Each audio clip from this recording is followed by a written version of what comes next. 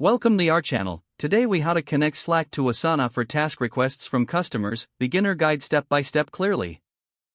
First, open your web browser and go to the Slack website. Log into your Slack account using your credentials. Once logged in, navigate to the workspace where you want to set up Asana integration. On the left sidebar, click on the Apps section. In the Apps section, use the search bar to type Asana. Select the Asana app from the search results. Click on the Add to Slack button. You will be redirected to a page asking for permission to connect Asana to your Slack account. Click on the Allow button to grant the necessary permissions. Next, you will be prompted to sign in to your Asana account.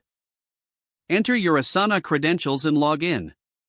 After logging in, you'll be asked to authorize Slack to access your Asana tasks.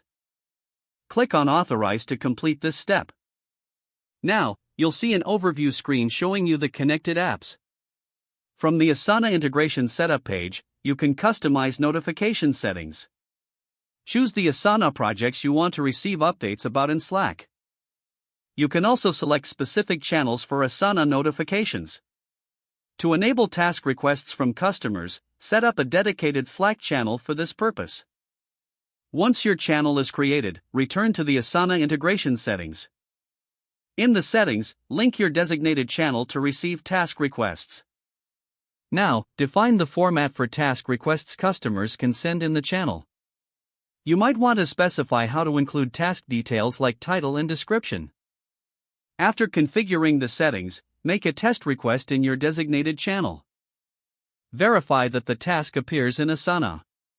Check that all details are correctly transferred from Slack to Asana. You can add additional filters for notifications based on task priority or due date. Once everything looks good, inform your team members about the new process.